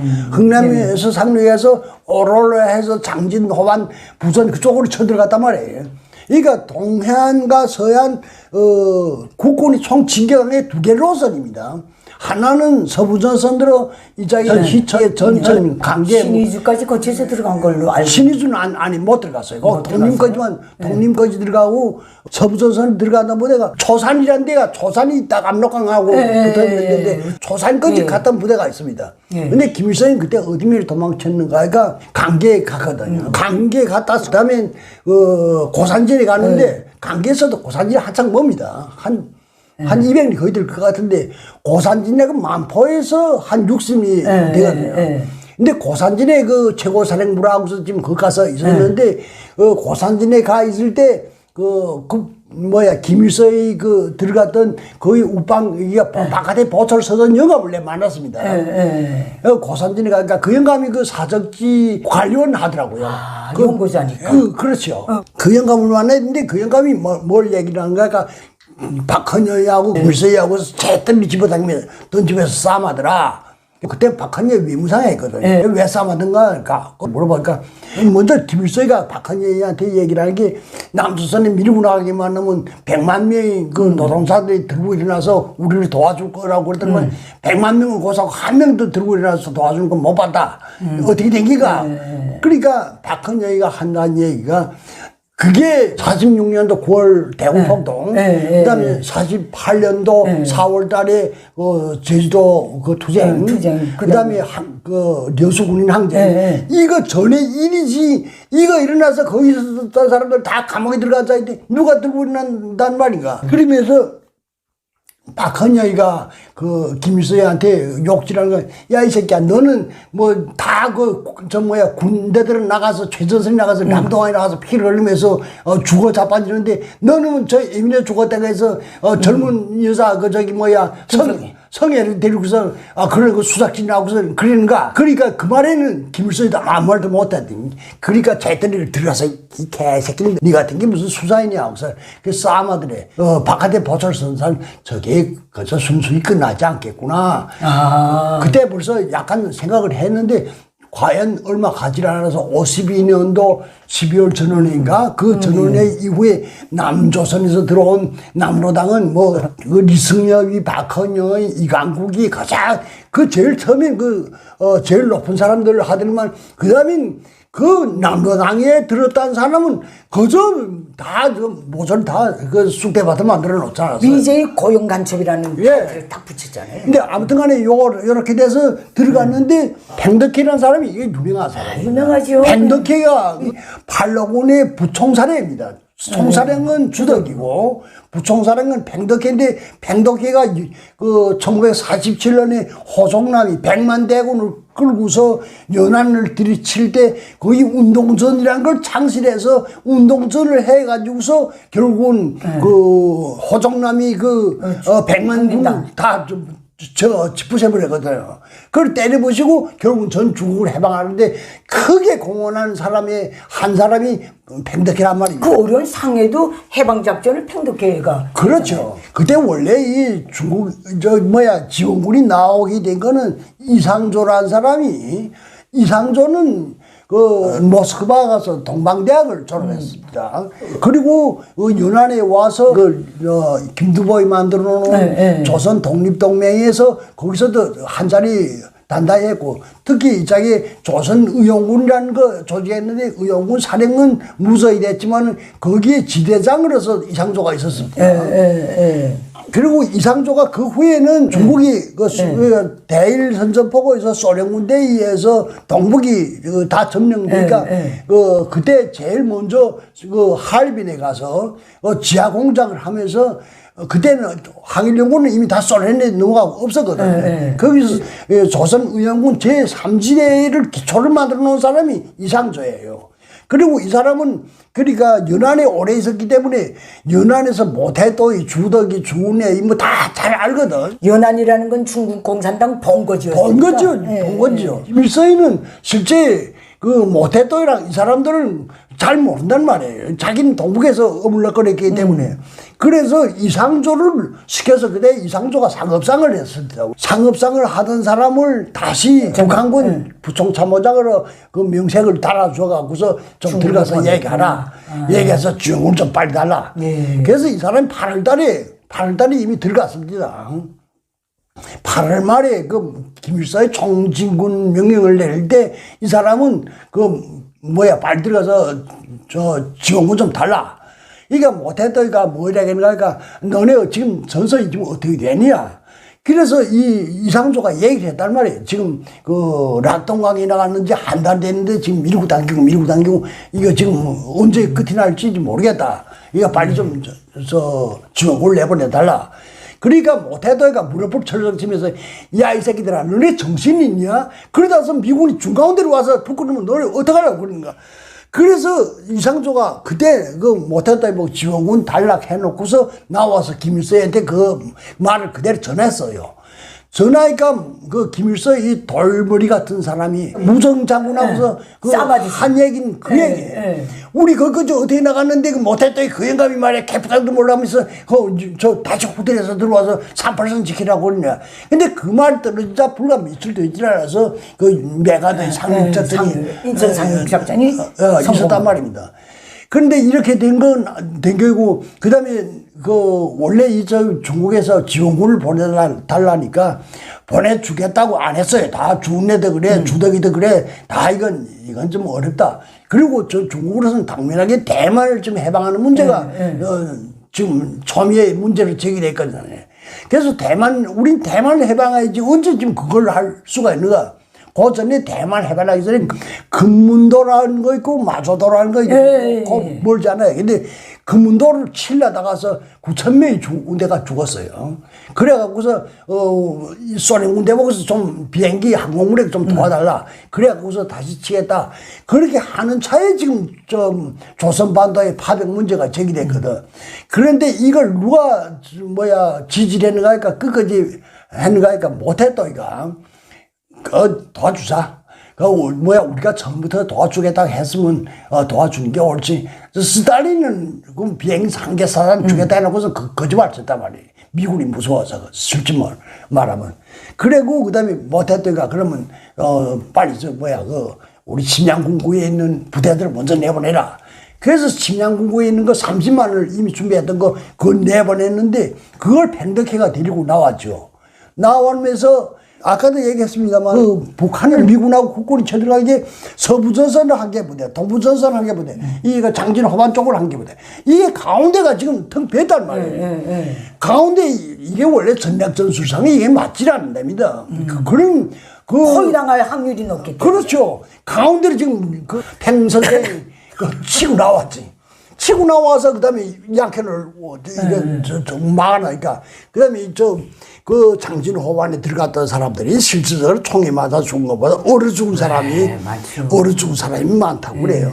근데 거기 중국 인민지원군 제25군이 거기 투입되는데 난 그 옛날에 그 책들을 좀 본 기억이 있어서 근데 양근사라는 영웅 생각이 나는지 모르겠는데. 용화도 있을걸요? 영화 있어요. 네. 양근사를 비롯해서 거기서 그 당진 호반에 가서 중국 인민지원군이 미국보다 더 많이 얼어 죽었다. 자기네는 다 산꼭대기를 차지하고 있으니까 산꼭대기 바람이 더 세지 산 밑이 바람이 더 세가 나요. 글쎄. 꼭대기에서 다 얼어 죽으면서 그 어쨌든 그랬는데 용화도 있어? 그 바람에 이 뭐야 미국이 네. 그거 좀 쳐들어가다서 이거 안 되겠구나 해서 흥남을 해서 다 내떼고 말았죠. 김일성이 염치도 없는 사람이 김일성이 그 중국인민지원군 총사령을 자기한테다 맡겨달라. 행대기가 지금 하는데, 그 자기가 작전을 개뿔같이 그걸 해가지고서, 그래서 다 개박하게 만들어놨는데, 그게. 중국이 줄 게 뭐예요? 줄 게 뭐예요, 당초에. 안 주지. 그래서 결국은 거기서 설티각티각 많이 했다고 그래요. 그래서 그때 그 중국인민지원군 사령부가 저 평안남도 해창군 그 성광산 거기가 있었는데, 사실 심심산골이에요, 거기가. 난 거기 몇 번 가보고, 그 오태토의 아들 모한영이 그 묘지도 있는데, 거기 그 연합지휘부라 해놓고, 연합지휘부, 무슨 연합지휘부? 기본은 저 중국 팽덕회가 다 이제 작전하고, 조선인민군이라는 건 거기서 약간 남아서, 그 천양백 11고지, 여기서 말하면 김일성 고지, 그 동쪽을 인민군대가 맡고, 그 서쪽이 훨씬 전선이 넓은데, 그쪽은 다 중국인민지원군이 그 맡아서 그렇게 했는데, 거기서 진지방어전을 하면서 3년 동안 끌다가 결국은 저기 끝이나. 김일성이는 자기 잘못을 인정 안 하는 놈. 그 무서운 사람이에요. 자기네가 낙동강까지 나갔다가 부득불 후퇴하게 된 것도 소련 때문에 그렇다고 그러고. 원래 그 사람은 항일무장투쟁 시기부터 그런 짓을 많이 했어요. 그러니까 그 김일성이 전쟁 총화할 때마다 그러잖아요. 소련이 약속한 10만 정의 아식보총을 보내주지 않아서 후퇴하게 됐다. 비행기를 지원해주지 않아서 후퇴하게 됐다. 또 중공에 대해서도 계속 더 밀고 나가야 되는데 고착시켰다. 계속 욕을 하잖아요. 맞아요. 그러니까 이 상황에 김일이가 끼어들어요. 김일이가 그 포위당한 다음에 여느 패잔병들하고 같이 그저 동부전선의 홈산을 타고 바로 이 고산진 사령부로 들어가거든요. 그때 최고 사령부 안에 소련 고문들이 있었거든요. 군사 고문들이. 근데 그때 김일이가 시험도 못 가서 더부룩하게 기르고 군복도 못 입고 다 깨진 엉뚱한 옷 입고 갈아입고 거기 왔대요. 숨느라고. 그래가지. 가니까 김일성이가 보자마자 김일을 쏴 죽이고 싶었겠지. 서울방어사령관으로 내보냈는데 골동품 장사만 했다니까 김일성이 말이에 하면. 말도 안 돼서 거기서 무슨 골동품 장사 나갔어요. 그러니까 이제 그날서 냈다 욕을 하고서 황초룡 넘으면 상진으로 들어가는 것 같아요. 그 잘루목이라 그러더라고요. 거기 그때 6.25 전쟁 개시할 때 36대 땅구 중에서 최고사령부 예비로 남기는 탱크 2대를 주면서 황초룡을 막아라. 자기가 내보냈다는 거예요. 그래서 김일이는 면도도 못하고 모욕도 못하고 밥 한 끼 못 먹고 탱크 2대 갖고 또 갔다는 거예요. 그때 소련 고문들이 그 김일성이 최대의 자랑이에요. 소련 고문들이 당신들 조선 공산주의자들 특히 한일투쟁한 당신들 조선 빨치산들은 정말 의지가 강하다고 감탄했노라고 자기 보고 계속 말하잖아요. 김일성이 그 저작선집에서 그런 말을 본 생각이 나는데 김일성이 지가 잘못한 건 어쨌든 다 알았어. 근데 내가 연안군에 300명 있어서 나갔을 때 리당 비서의 오빠가 피살자인데 북한군의 소대장 달고 어떻게 낙동강까지 갔댔는지 모르겠어요. 중도에서 후퇴에 들어오는데 후퇴해서 그 마을을 지나가게 생겼다는 거예요. 마을을 지나가는데 북한군 대렬이 후퇴에 들어가는 대렬을 빤히 보면서 국군이 따라 들어왔다 그러더라고요. 그때 상황이 그랬대요. 그런 일도 있었네. 그런 일도 있었더라고요. 근데 지 오빠가 빨리 따라가셔야 되는데 엄마를 보고 가겠다고. 거기 잠깐 머물렀다 국군한테 죽었다는 거예요. 그래서 이 리당 비서가 그것 때문에 어찌해서 리당 비서까지 한 거예요. 그랬지. 그때 그 얘기를 하더라고. 그 상황이 이해가 안 가더라고요, 나는. 야, 그때 잠깐 어쨌든 후퇴하면서 다 난장판이 되고 난장판이를. 하여튼 북한군 꼬리를 보면서 국군이 들어왔다니까. 또 한리당 비서는 그 6.25 전쟁 끝난 다음에 군사 분계선이 59년도 그때까지 그 완전 고착이 안 됐댔대요. 그래서 자기 아버지가 그 밤이면 노조서 서울장 갔다가 또 서울에서 장 보고 또 노조서 이렇게 들어오곤 했대요. 그러다가 어느 시점에서 미군이 총에 맞아 죽었대요. 저런. 요것도 피살자가 돼가지고 요것도 당일 군으로 뻗은 거예요. 김일성이가 이 총알을 지면서 항상 말하는 게 있어요. 스탈린도 미국을 무서워하더라. 야, 그럼. 미군이 원자탄을 쓰겠다는 바람에 제깍 손을 두고 무기지원을 딱 중단했다는 거예요. 그래서 전쟁 때는 아버지 호주머니에 있는 돈도 필요가 없더라. 내 주머니에 있어야 된다. 그래서 6.25 전쟁 끝난 다음에 정말 50년, 60년 넘어가는 기점에서 원자탄 때문에 너무 혼이 나서 원자탄 개발 프로젝트를 가동하고 70년대에 들어서 북한 전역의 군수공장들을 지하에 걷어놓고 키우고 인민경제에서 떼내가지고 군수경제 위주로 나가는 기형경제를 이때 다 닦았거든요. 맞아요. 그런 것 같아. 네, 이렇게 됐거든요. 근데 이 북한이 자력갱생 슬로건을 내걸 때 그 뗏목을 타고 낙동강을 건너던 정신으로 집신 싣고 낙동강 진펄길을 건너던 정신으로 항상 이렇게 말하잖아요. 예. 그러니까 낙동강에서 혼나긴 혼난가도. 혼나는 정도가 아니라 그 내가 직접 전투에 참가한 건 아니지만 우리 동네 사람들 많이 6.25 전쟁에 참가했다고요. 구체적으로는 내 고향이 중국 길림성 화령리 부도고인데 근데 우리 동네에서 70명이 인민군대에 나왔다가 3명이 사람들하고 다 죽었어요. 걔가 실제 6.25 전쟁이 정말 어떻게 보면 중국에 있는 조선족 사람이 더 많이 그 피해를 봤다고. 예, 김일성은 전쟁할 능력도 안 되고 야망만 하나 커가지고. 그리고 전쟁 기간에 남들은 나가서 지금 랑독에서 나가 죽는데 자기는 어디서 그 어린 체내아이를 데리고선 결국은 저 임신시켜 갖고서 그래서 결혼까지 했잖아요. 그거 때문에 인민부대에서 말들 많았다고요. 그때 빠지산들도 그렇게 김일성이한테 충고를 했다 그러더라고요. 옆에서. 당신 그러면 안 된다고. 안 되지. 그래놓고 자기한테 의견을 부린 사람은 그게 다 뭐 정파분자야 뭐야 해서 다 쳐내버리죠. 여기서 이제 후퇴까지. 네. 이거를 이제 일단락을 짓겠습니다. 우리가 북한에서 기자 생활하고 사회 생활하면서 들었던 비하인드 스토리들을 지금 이어나가고 있는 거예요. 네. 김일성 저 역적이 저지른 6.25 전쟁의 4번째 탄으로 나갑니다. 전선이 고착돼서 고지전. 네. 그 다음에 휴전 협정 전야에 있었던 일들. 요걸 한번 해보려고 그래요. 네. 고지전은 언제 정착했어요?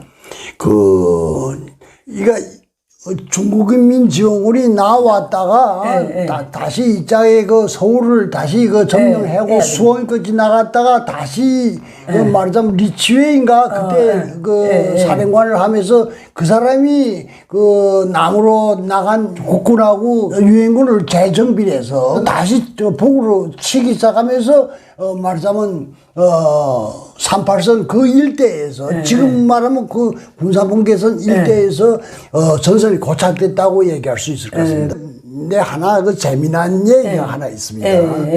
그 52년 7월 달이라든가 그때 그 인민군에서 말하자면 속초 쪽으로 그 한개 연대를 지금 그 상륙시켜야 돼요. 나름대로 그 전에도 좀 상륙시켜 해보려고. 근데 인민군대가 이게 다시 재진격에서 나와서 원산까지 이렇게 점령하고 보니까 배가 없다는 게요. 배가 없어서 도로도로 받아서 200마력짜리 뜰알선을 하나 그 수리해서 겨우 엉성하게 띄울 수 있었는 거예요. 근데 거기 내 그 참가했던 사람을 하나 만나서 이 얘기 들었는데 근데 이거 200마력짜리 뜰알선이 나가서 어떻게 할 수는 없으니까 그 뒤에다 떼목을 가득 달고 가득 그 뒤에다 한 11개 달아야 돼요.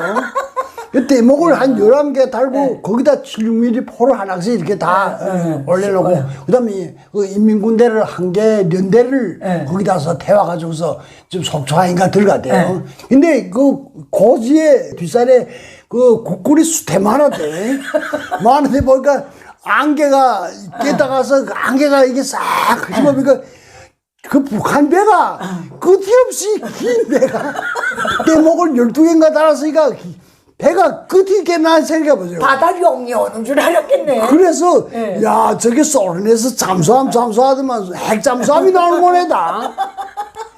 그래서 그 정신없이 다 도망쳤대. 그래서 그 고지까지는 무사히 점령을 했는데 거기 부책임자쯤 되는 놈이 제가 딱 변절해서 국군에 넘어왔대. 넘어오는 바람에 이놈이 다 그 비밀을 누설했지. 오병이가 그때 그 총책임지고서 나갔는데 오병이가 야 이제 그저 너네 여기 있으면 어머러머러면 다 죽는다. 빨리 저 산꼭대기까지 뛰라. 그 앞에 산은 무슨 산이지? 수풀이 무성한 그 산에서 돼. 그래서 거기 정신없이 뛰어 있는데 뛰고 보니까 지금 뭐 무장 장비는 뭐니 그거 다 버리고서 그기가 76mm 포. 그래서 그것도 제일 주목이라는 76mm 포인데 그거 다 집어내 가려고 살아서 겨우 간 게 불과 몇 명 안 된대. 그다음에 폭격이 들어오는데 거기 나왔던 사람들 거의 그래서 한 80%다 죽었다고 그러더라고요. 아이고. 그래서 자기는 잘 뛴 바람에 원래 그 해방전부터 뛸래기 선수로 나가서 잘 뛴 바람에 그거 건너사 것이 돼갖고 살았다고 그러더라고요. 그다음에 고착돼가지고 이제 서부전선 쪽은 중국인민지원군이 주요하고 동부전선은 소위 강군이 다 했는데 그때 1211고지요 뭐요 다 그 고지들 아닙니까 강원도 쪽. 그렇죠. 근데 김일성이가 이 고지전 이거 딱 정착에 들어갔을 때 소련이 군사무기 지원을 중단하지 철감모도 없이 싸맸대요. 김일성이 말을. 철감모가 어디 철감모가 있었어요. 그리고 철감모도 없고 뭐 진짜 포탄이 없어서 쏘지도 못하고 밤마다 육박전을 했다는 거예요. 그래서 그 고지선에서 제일 중요한 거는 지금 동부전선에 가면 그 351고지 있지 않습니까? 351고지. 351고지를 그걸 지금 점령하는가 못하는가가 아주 중요한 문제로 제기됐다는 문화예요. 그래서 351고지를 그 점령하는 삼산가 거기서 그 351고지 점령하돼서 영웅이 3명 나왔어요. 그 가슴올라 화점을 막은 무슨 고세필이요 무슨 김창걸 그 사람들이 351고지를 점령하면서 그 화점 있는 거 그 가슴올라 막았다 해서 그렇게 했는데 근데 뭐 바른대로 얘기해서 그런 고지를 글쎄 점령하는데 가슴올라 막은 건 아무튼 간에 북한밖에 없겠는데 그 사람들은 다 원래 남조선 계열이에요, 그 사람들이. 그리고 북한에서 나온 건 딱 리수복이 1111고지. 여기서는 김일성 고지라고 그러던데, 1111고지에 내 직접 올라가 봤습니다. 올라가 보고 이수복이 그 화점 막았다는데, 이렇게 오른쪽으로 쭉 이렇게 고개가 있던데, 고개가 이제 남한하고 연결됐다고 그러고요. 그래서 남한 쪽에서 공격하려면 거기로 올라가고, 북한에서 쳐나오려면 고짝을 쳐나오고 그러는데 거기 이수복이 막았다는 화점도 뭐 연구 화점도 아니고 콩나물 좀 이렇게 대충 톱으로 해서 잘라서 만들어 놓고 중기 화점 하나 만드는데 그걸 이수복이 막았습니다. 근데 그 사람 말을 멋있게 했다고 해서 김일성이가 두고두고 하는 바람에 그래서 북한에서 전쟁식이 영웅이라는 거는 이수복이밖에 없지. 근데 이수복이 중대 있죠? 중대, 문화부 중대장 했던 게 내가 대학 다닐 때 어문학부 학부장 염종률이었어요. 그 대학 다니다가 나가서 이수복 중대, 문화부 중대장 정치지도원을 했는데 이수복이가 그 중학교 중퇴하고 나갔잖아요. 그 글을 쓰긴 썼대요. 그래서 뭐 꿀쩍거리길 좋아했대요. 그 다음에 죽은 다음에 이수복이 그 수첩 그거 보고 그 문장을 자기가 만들었다 그러더라고요. 그러니까 김일성이가 시찰 나왔을 때 그거하고 이수복이 그거 들고 가서 바쳐놓으라. 그래서 영웅됐다. 나는 해방된 조선의 청년이다. 그 염종률 학장님이 그거 한 거예요. 우리 염종률이 얼마나 경력이 웃기는지 몰라요. 그 노동당원이며 김일성 종합대 어문학부 학부장이며 6.25 때는 1212고지 문화부 중대장이었으며 70년대 말인가 그 딸이 나하고 동창생이거든요. 너 아버지는 지금 어디 가니? 종합대학에서 나갔으니까 불교도련면 위원장 됐대. 아니 너 아버지 노동당원인데 어떻게 불교도련명에 갔냐? 그러니까 김일성이가 부르더래요. 앞으로 저 남조선에 불교계하고 이걸 해야 되는데 당신을 믿고 보낸다 해가지고 사고 있던 당중은 김정일이 김일성이한테 직접 바치고 불교도는 명위원장으로 나왔다는 거예요. 근데 너 아버지 남의 아버지 답으로는 아니네 그래놨거든 하고 자기도 웃더라고요. 그러고 북한에서 그 영우이라는 사람들 예. 김기우가 비행기를 30몇 대를 떨고 갔다잖아요. 김기우 영우 이중영우인데 비행기를 30몇 대를 떨고 다니 이게 말이 됩니까? 말이 안 되지. 그것도 취재를 했어요. 이 사람이 어떻게 돼서 그 영웅이 됐는가? 그럼 물어보니까 자기네가 앞에 다리가 하나 있었대. 다리가 하나 있고 이렇게 나지막하는 곳이 있었는데 거기서 그 막심 중기 막심 중기를 그 4개를 묶어서 이렇게 해놓고 김기우가 그때 집에 장가를 금방 가고서 군대를 갔다 보네. 그런데 그 앞에 웬 여자가 가는데 분홍 치마에 노랑 저고를 입고서 야, 그 멋있는 여자 가더네. 그래서 가는 거 보고서 야, 저거 어떻게 한 번쯤 해먹을 수 없겠나 하고서 계속 그 생각만 하는데 그 미군 아들 쌩쌩이 가다 왜 이러더만 그 다리에다 폭탄 쏘는 게 그 여자가 맞아서 돌아갔다는 거예요. 그 다음에 이치가 그 화가 나니까 중대부에 들어가서 큰 거울 있잖아요.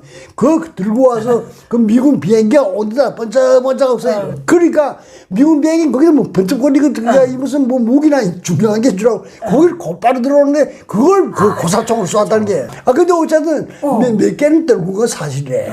한 대여섯 대는 떨고 오는데 그렇게 되면 그 저희가 다른 사람 떨고 거 다 보태준대. 연대에서 떨고 거 다 보태서 30몇 대를 떨고 걸로 해갖고서 요 됐다고서 얘기하더라고요. 그때 전쟁이 그렇게 심했는데 고지전이 그 김일성이가 전선에 나가니까 총포 마음껏 쏴봤으면 원이 없겠다던 뭐 고지 용사들이 말 듣고 무슨 후치령인가 넘어서 강한 게 어디에 가서 포탄 생산을 2배로 누릴 수 없는가? 전병호가 공정기사를 했대요. 우랄공대 유학 갔다가 나와가지고 거기 공정기사로 배치받았거든요. 한성룡이가 포탄 직장장을 했다는 거예요. 그때 이 소련 고문들은 공칙 능력이 맞지 않는다, 못한다 했는데 한성룡이하고 천병호가 무조건 할 수 있다 해가지고 뭐 어떻게 주물렀는지 어쩜 몇 배로 늘려놓은 거예요. 그래서 김일성이가 72년도 자기 소위 탄신 그 기념일에 대연회를 차려가지고 그때 강계 공장에서 기사장을 하던 전병호 부르고 한성룡이 부르고 양쪽에 세워놓고 당신들이 오늘 이 자리에서 이렇게 술 마시며 즐길 수 있은 게 이 두 사람 덕이다. 그 6.25 때 이 사람들이 포탄 생산을 그렇게 넣고 다니니까 우리가 오늘 공화국을 지키고 이렇게 살 수 있었다. 근데 그렇게 연설까지 했는데 고지전이 치르하긴 치르했던 것 같아요. 그럼 고지전이라는 거 이거 한마디로 말해서 그 1211고지 그거 하나만 떼기기만 한 원산까지 막을 만한 데가 없대요. 그래서 원산까지 내놓고 말해서 금강산도 다 내놔야 된다는데 이젠 일이 이렇게 됐으니까 말이지 그때 그 좀 1211고지가 좀 밑에 가지고서 금강산만이라도 좀 금강산 관광하겠다는 노래는 안 나올 거 아니에요. 그러게 난 금강산만이라도 이게 나만 따야 됐으면 얼마나 좋았을까 그런 생각이 많이 듭니다. 그 김일성이 항상 자랑해 우리가 그 금강산을 지키겠다고 한치도 내놓을 수가 없어서 동부전선에서 그렇게 많이 희생됐노라. 그 짓고요. 김일성이 그 무슨 1211고지를 직접 가지 못하고 강원도 법동구 용포리 간 게 최고예요. 용포리 가서 그 저기 뭐 이수님이하고 옥시서이하고 둘이 만났다는데 이수님은 후에 평양사는 맞아요. 이수님이는 중국 팔로군 출신이에요. 맞아요. 팔로군 출신. 그 장춘 해방 전투 때, 그러니까 중국 인민해방군 그 장춘을 포위하고서 4월달에 포위하고 10월달에 뒤쳤다니까 중국 아시기들 너무한 거야. 그리고 인민들이 이게 먹을 게 없어서 나오기만 하면 총창으로 도로 밀어였다니까. 나오려면 거기 장개석 군대 총을 한 2자루만 뺏어갖고 나오라. 나오기 전에는 안 받아준다. 그래서 그 장개석 군대 차지한 저 거점하고 그 해방군이 차지한 그 거점이 200m인데 200m가 시체를 어쩌서 꽉 덮였다잖아요. 근데 거기에 그 이수님이가 나갔댔단 말이에요. 그거에 내가 이수님을 단독으로 취재를 했던 적이 있었는데 나한테는 뭐 어머니 격인데 그 선생님도 고생 많이 하긴 많이 했더라고요.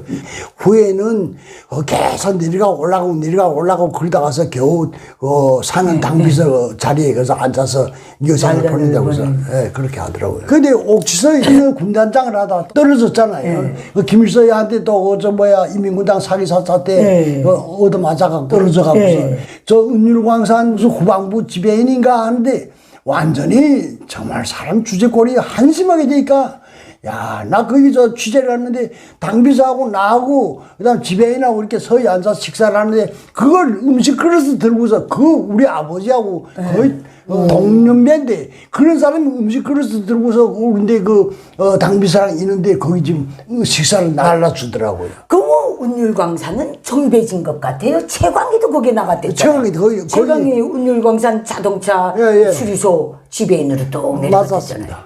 그다음에 이제 그때 당시 전선이 피할 수 없이 고착되고, 그러니까 김일성이든지 힘이 진해가고. 그렇죠. 그러니까 휴전 협정을 맺어야 되는데 중국이나 소련 계속 휴전 협정 하는데 김일성이가 끝까지 포착됐다고 그러게요. 저도 그렇게 얘기했어요. 다시 밀고 나가겠다고. 그 어림도 없는 소리지. 그때를 놓고 말하면 제가 무슨 힘이 있어요. 기본은 다 중국 지원군이 100여 다 지고 있는데 제가 무슨 힘이 있다고서. 안 할 말로 진짜 거시기 하나 차고선 지금 또 장비도 몽땅 소련제 중국제 있고. 그렇지. 뭔가 지가 주인 행세를 하면서 6.25 전쟁을 이렇게 됐거든요. 참 김일성이라는 사람은 어쨌든 어느 한 번은 칭찬할 데가 없는 사람이에요. 네, 김일성이는 곧잠에도 자기 자랑을 해. 6.25 전쟁에서 유리한 어떤 휴전협정문을 받아내기 위해서 자기가 못됐다고 하고 맞짱들 대상이나 돼요. 아니, 어림도 없지. 없지. 근데 어찌해서 밤에 가추샤포 중국에서 12대 달라 그랬는데 요덮대를 줬다나? 야, 밤에서 그 정전단판 장소 그 어둠에 고지에다 겠다 놓고 7월 27일 새벽에 쏴대니까 미군 유엔군 사령관 클라크가 그 걸음에 개 나와서 도장 찍었다나? 거짓말. 그런 식으로 말했잖아요. 김일성이 한 건 다 그래서 100% 거짓말이라고 생각하면 됩니다. 대한민국에도 끝없는 재앙을 주고 북한 주민들에게도 끝없는 재앙을 주고 조선 역사에도 수많은 희생자를 산생시킨 이놈이 90년대 초에 나온 회고록에서 뭐라고 썼어요? 그때까지도 6.25 전쟁을 대한민국에 전가시키는 거예요. 남조선의 위정자들하고 미제 침략군이 일으킨 6.25 전쟁에 대해서 나는 지금 심심히 해고한다는 거 그렇게 돼 있어요. 동족 상잔에는 승자도 패자도 없다. 동족 앞에서는 남조선 위정자들도 우리 공산주의자들도 무슨 어떻게 참여해야 된다. 이런 식으로 또 써놓은 거예요. 김일성이가 공산주의자가 아닙니다. 공산주의자도 아니지요. 완전히 자기 하나밖에 모르는 그런 인간이에요. 난 거기 있을 때 김일성이 정말 괜찮은 사람인 줄 알았는데 후에 알고 보니까 비판은 발전의 무게라고 해놓고서 자기는 누구 비판하는 사람은 모조리 다 종파분자요 뭐요 후에 박금철이요 뭐요 다 죽여버렸잖아요. 무서운 사람이에요. 자기 세습의 기반을 닦기 위해서 다 정적으로 몰아간 거예요. 세상에 모태도도 그래 스탈린도 그래 그런 부분에서는 자기 아들 그건 안 그랬거든요. 모태똥이 보세요. 6.25 끝난 다음에 모한용 시체를 들여보내겠다니까 조선 땅에 묻히게 하라. 그래. 이게 용문한 조중친선의 상징이다. 그 다음에 제 아들 시체 뒤에 올려면 6.25 때 나가서 사망한 중국 지원군 다 들여 유고를 다 갖고 들어라. 그렇죠. 이런 양심은 있었거든요. 적어도 그 정도의 양심은 돼야지. 김일성이 같이 제 아들을 정말 그런 김정일을 놓고 말하면 지도자는 고사하고 어둠에 국문화해가 지도도 못할 그런 개망난이라는 놈이 개망난이거든요. 그 6.25 전쟁 때 제 새끼는 안 죽이겠다고 김정일이 김경희 그 둘만 달라간 보내면 좀 그렇게 쓰니까 기타 간부들 잔들 다 싸잡아서 중국으로 아예 보내버렸댔지 않습니까? 맞습니다. 근데 김정일이는 그 후에 자기가 그 조그만 때 아버지를 따라다니면서 마치 전쟁을 보조한 것처럼 전쟁을 보조하긴 제가 무슨 그때 김정일이 몇 살인데 기껏해서 8살 9살 그 정도 아닙니까? 어느 날 북한의 모든 세뇌 김정일에 대한 세습에 들어갈 때 6.25 전쟁 때 무슨 김정일이가 그 조그만 녀석이 차에 앉아서 저쪽으로 미군이 공습할 것입니다. 최고 사령관 김일성 동지 저 팬들을 이 짝으로 올리죠. 이 짝은 내가 가겠습니다. 뭐 이런 일화까지 다 만들어냈잖아요.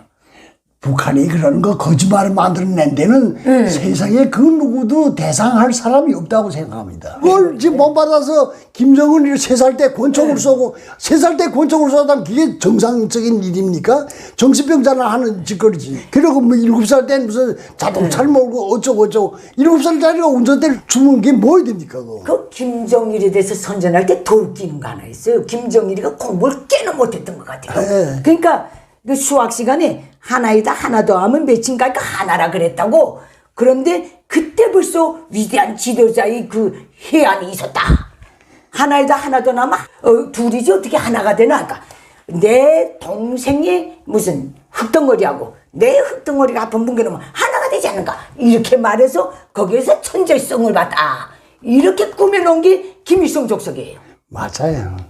그 김일성의 족속은 뭐 아침부터 저녁까지 말했던 그때였겠습니다. 그 다음에 이제 휴전협정 남일 장군이 나갔어요. 북한에서는. 남일 장군 나왔어요. 빨치산 얘기할 때, 그 88 교도, 소련이 들어갔을 때, 남일이는 소련군 소자였대요.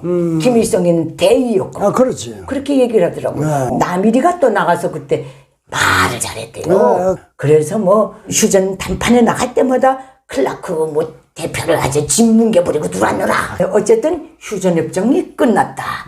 1953년 7월 27일부터 그 끝난 다음에 6.25 7.27 반제 반미 투쟁 월간이 북한은 존재해요. 맞아요. 그때마다 반제 반미 반남조선 시위 퍼레이드 하고 계속 개국투쟁 신천 그 개국투쟁의 성지가 돼버렸잖아요. 참 지겨울 정도로 나갔대요. 지겨울 정도로 나가서 하고 다 그랬잖아요. 오늘도 김일성 족속 3대를 내려온 김정은이도 전쟁의 군사놀인가 해요. 군사 전략 전술의 대가 행세를 하면서 지금 저 노름판을 벌려놓고 있는데 지 딱히 지 애비도 지 할애비도 주저앉았는데 지 딱히 어떻게 대한민국은 무력 조카 통일해요. 어림도 없는 그 꿈을 깨라고서 좀 얘기를 했으면 좋겠습니다. 근데도 그 야망을 못 버리는 거예요. 왜? 북한 정권 수립의 첫 단추를 그렇게 딱 꼈기 때문에. 맞아요. 남조선을 해방하는 게 주체혁명기업이 전국적 승리라고 딱 그러잖아요. 그리고 내가 생각할 거는 이제는 김정은이가 어쨌든 저렇게라도 정권을 좀 유지를 해야 그 나라에서 최고 수반이잖아요. 수반을 유지를 하자는 게 최고 목적이지. 유지를 하자 하니까 그다음에 그 계속 적화 통일에 대한 그 야망을 계속 드러내고 그러는 건데 가만히 있는 국민들 자체가 그 김정은이 그 야심이 돼서 다 깨달을 필요가 있다고 생각합니다. 그렇죠. 지금 뭐 적지 않은 사람들은 아직도 김정은하고서 뭐 어떻게 마주 앉아서 좀 어떻게 좀 화해하지 못하겠는가 꿈 깼으면 좋겠습니다. 북한 체제의 3대 슬로건이 뭔지 알아요?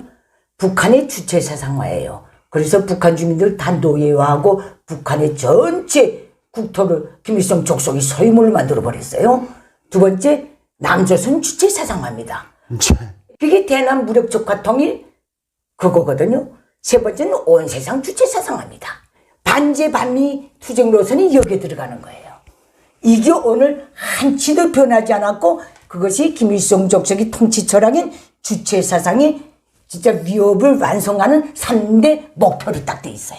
맞습니다. 이게 변하지 않았기 때문에 북한은 오늘날까지 대화로 나오든 뭐 도발로 나오든 북한의 본성은 변하지 않았다는 데 대한 경각심은 항상 가져야 된다. 물론 북한의 전쟁 능력은 이미 다 상실했어요. 맞아요. 예, 나도 그렇게 봅니다. 변하지 않았어요. 우리가 베트남 전쟁 볼 때 북베트남은요 신발도 없이 전쟁했대요. 오죽 사람이 많이 죽었으면 원숭이까지 전투복 입혀가지고 전쟁이 내몰았다 그래요. 그때 남베트남은 미군이 들어가 있고 미군 무장 장비를 다 무장했던 거예요. 그런데도 북부 베트남한테 종래 굴복했어요. 그러니까 이걸 놓고 북한 김일성 족속은 정치 사상적 우월성이라고 딱 말하는 거예요. 저렇게 나를 허드를 빠뜨려. 그러니까 전쟁에서는 정규군과 유격군이 합해서 유격군이 이길 수도 있는 상황이 올 수도 있는 거예요. 정규전, 비정규전에서 비정규군이 이길 수도 있는 상황. 그렇게 될 수도 있잖아요. 그렇죠. 예를 들어서 중국 네. 해방 경우에도 장개석 군대는 미군로부터 상당한 무장을 받아서 완전 정규화 체계를 갖췄는데 팔로군이란 건 완전히 농사꾼 군대거든. 그래도 농사꾼 군대가 결국은 전 중국 본토 그 넓은 땅을 다 점령하지 않았습니까? 그러니까 우리가 남북 관계에서도 항상 우리가 세다 해서 자만하면 안 될 것 같아요. 저자들이 본성은 변하지 않는다. 그렇죠. 시대 사후적인 본성. 이건 항상 생각해야 될 것 같아요. 그래 오늘 네 번째 문제를 여기서 마치도록 하겠습니다. 감사합니다. 안녕히 계십시오. 네.